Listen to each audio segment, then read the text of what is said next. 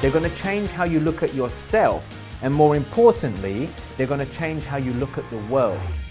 Welcome to the Mind Over Money podcast with Jessen James, the only podcast you need to tune into each week to grow your personal, professional, and financial life. Join entrepreneur, investor, and multi-award-winning international speaker Jessen James as he shows you how to take control of your mind to create the life, income, and career you deserve.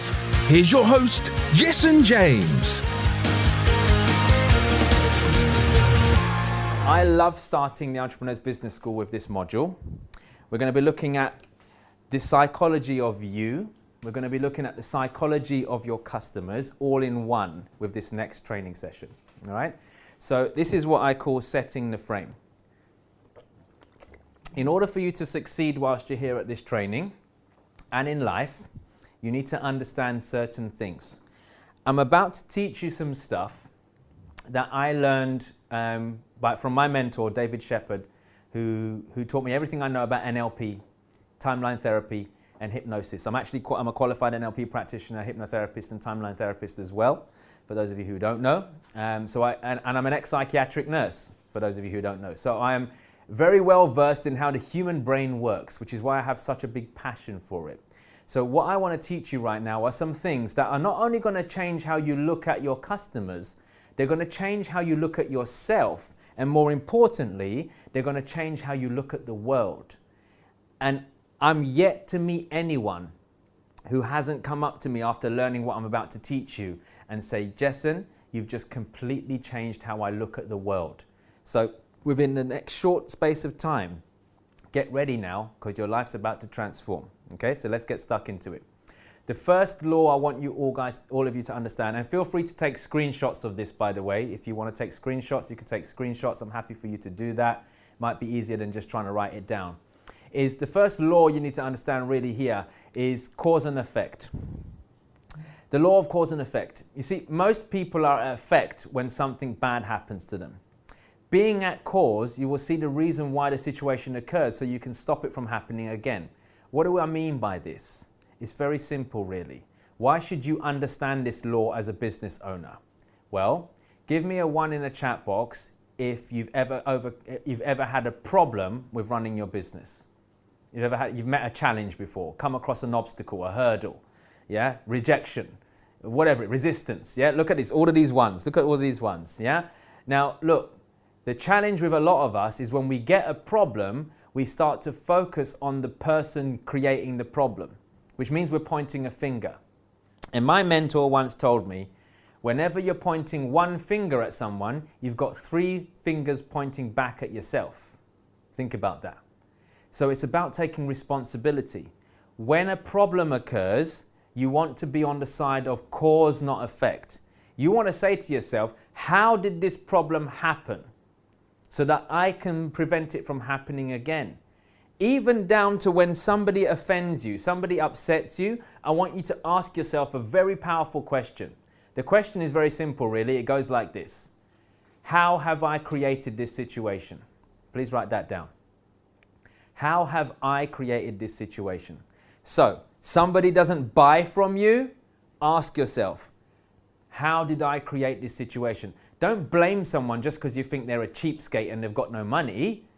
Blame yourself for pitching to them in the first place. Think about that, yeah? Did you do your research before you even offered someone a product? Think about it, yeah? Has anyone ever been in a situation, just by a show of hands, where you've sold to someone who said they can't afford you? Raise your hand if you've had that before. Yeah, a few of you, yeah? Look at that, right? So it sucks, right? Because really, you only want to be talking to people who can afford you, because otherwise it's a waste of your time. Now, it doesn't mean you can't help people who can't afford you. We'll teach you about how you can do that later on today. How can you help people who can't afford you? But really, you want to start talking to people who can afford you. So cause and effect, if you speak to someone who can't afford you, maybe you should have checked that they can afford you before you spoke to them. Does that make sense? Raise your hand if that makes sense, please. Yeah? So that's what I'm talking about, cause and effect. I want you all now to walk around taking responsibility for stuff. Yeah? Because it's a very powerful thing. Like, camera for a second, please, Joe. Like, some of us are running around blaming people a lot. We're blaming other people. We're blaming the economy. We're blaming what's going on in the world. We're blaming the government. We're blaming our customers. Some of us are blaming our partners. We're blaming everybody, right? There's no elegance in blame. I'll say that again. There is no elegance in blame. When you blame someone, here's what you're doing. You're basically saying, I'm a child, help me. What do children do? Like my kids, the minute I catch them doing something, it wasn't me, so-and-so made me do it. So he started it first, she started it first. You're being a kid. When you blame, you're being a kid.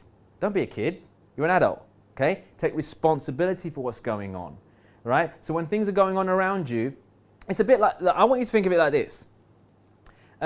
Give me a 1 in the chat box if somebody's ever annoyed you. Give me a 1 in the chat box if somebody's ever annoyed you before. Really got your goat, really upset you, really frustrated you. Look how many ones, all right? Loads of us. And by the way, if you're sitting at home and that person is behind you, don't type 1 because they can see you, right? So look, but here's the thing. I want you to think of it like this. Anytime somebody winds you up, anytime somebody affects your state, anytime somebody makes you angry or upsets you, I want you to ask yourself a question. Does that person really have that much power over me? Because if people are upsetting you, people are making you angry, people are frustrating you, these could be clients, they could be friends, they could be loved ones. If they're really getting to you that much, it's a signal to you that you need to work on yourself more. Think about that. We can't change what people do to us, but we can change how we react to it. Raise your hand if that makes sense. Yeah? So the reason I'm sharing that with you, because some of you have logged in and go, this is supposed to be a business training. This is business. You are going to come across challenges. You've got to be on the side of cause. You can't go around blaming other people. You're going to lose money at times. You're going to miss out on stuff at times. You're going to make some poor decisions. But if you live in the mindset of blame, entrepreneurship is not going to be enjoyable for you. Entrepreneurs, true entrepreneurs, take responsibility for what's going on. And when they take responsibility, great things happen for them, okay? So remember, whenever something goes wrong, ask yourself, how did I create this situation? How did I create this? Yeah? Now, some of you might be thinking, but Jess, but what if I was with someone and that person hurt me? Well, again, it's not nice. I'm not saying what happened to you is cool. Absolutely not.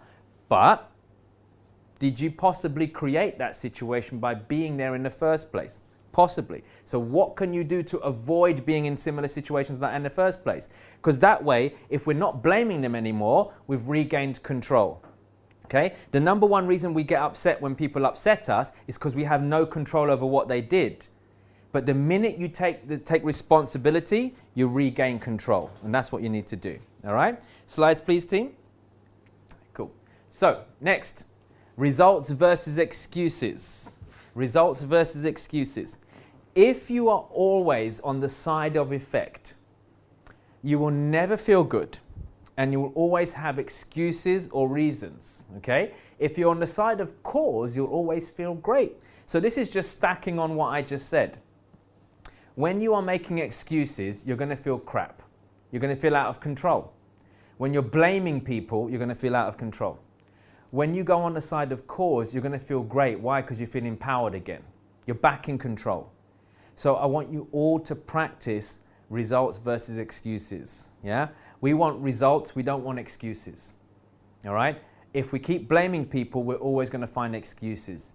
Successful people find a way. So can you get resourceful? Focus on the result. What is it that you want? Yeah? I'll give you a perfect example about this. Camera, please. Just the other day, I was with one of my business partners. So I've got a fragrance brand, I've got a perfume company. And I was with my business partner, and we're opening a new store at the moment. We're opening a new store in the O2, the O2 Arena in Greenwich in London. And we were just about to open this new store. And the person we're dealing with, who deals with the facilities and gives us the contract for the shop and stuff, she's really bad at getting back to us. She's really terrible with her communication. She's not very clear when she's talking to us, and she's hard to get hold of. And my business partner said to me, Jess, do you know what? Should we even be dealing with this woman? Like, she's not really helping us. Like, maybe we should get somebody else. Maybe we should just can this project. Maybe we should go somewhere else. And I had to say to him, look, dude, just pause for a second. What's the result we're looking for? And he said, well, we want to get our shop open because we want to make sure we kill it. I was like, well, that's the outcome. If we keep blaming her, are we going to get that outcome? And he went, no. And I said, so look, let's find another way of making it happen. So just because of this person, he was thinking about ditching this whole project. But what's the outcome I'm looking for? I don't want excuses. I'm not interested in blaming other people. I just want my outcome. So if I can get my outcome by doing it a different way, I've got my outcome. Sometimes, you've heard before, right? Cut your nose off to spite your face. Raise your hand if you've heard this before. Yeah? Yeah? So look, why make things difficult for yourself? Forget other people. Forget the economy. Forget this, forget that. Take charge. How can I still get the result that I want? Otherwise, you're not going to get the result you want, and you're still going to be annoyed with the other person. Congratulations. Yeah? What's the point in that? Get the result that you want. Okay? Hope you guys are making sense to you. Okay? Next slide, please, team. So, perception is projection. This is a really cool one of my favorite ones. Okay? All that we have is a perception of people, situations, circumstances. You project your perception onto others, and thus it becomes a reality. What do I mean by this? In business, you need to understand something. Whatever you perceive, you will believe and therefore achieve. Please write that down. Whatever you perceive, you will believe and therefore achieve. I'll give you a perfect example. If right now you are about to sell to somebody and your perception is that they can't afford it, you're now going to start believing that they can't afford it. And guess what's going to happen at the end of that conversation? What are they going to say to you? I can't afford it. That's how it works. Perception is projection. Whatever you perceive, you're going to... Look, it's like selling. Yeah, camera please, team. Selling, it's a bit like selling. Selling for me is a lot about perception. If you perceive what you're selling is expensive, you're going to sell with that energy. You're going to assume the other person thinks it's expensive. And as a result of that, you might end up giving discounts. You might end up selling with the wrong energy. And you could be selling to someone who actually doesn't think it's expensive. Yeah? I'll give you an example. A couple months ago, I walked into a clothes shop and I picked up a jacket. And the jacket, I think, was like £500. Yeah, 500 quid. And I picked up this jacket. And the young sales assistant, she came up to me. And as soon as she saw me pick up the jacket, she goes, oh, that's a lovely jacket, isn't it? It's a bit expensive, though. Let me see if I can get you a discount. I was like, I was going to pay £500. My perception was like, 500 quid, it's a good quality jacket, I'll pay for it. Her perception was what? It's expensive. So she projected her perception onto who? Me, right? She thought it was expensive, therefore I must think it's expensive. And as a result of that, she ended up getting me a discount on the jacket, and I was going to pay full price. Now think about that.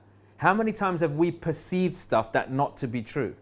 Yeah? We've all been in a situation before where we think people are looking at us, but no one's bloody looking at us. Yeah? Imagine walking into a room right now, and as you walk into that room, your perception is everyone's looking at you. What do you start to see more of?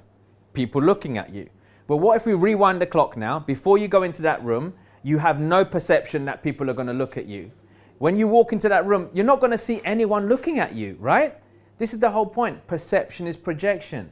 It's a bit like, when you're driving towards the traffic lights and you're like, don't go red, don't go red, don't go red, don't go, crap, it's gone red, right? Your perception is it's going to go red, so it goes red, okay? I know it sounds woo-woo and it sounds crazy, but that's just the way it is. I'll give you another example of this. This one will make you laugh.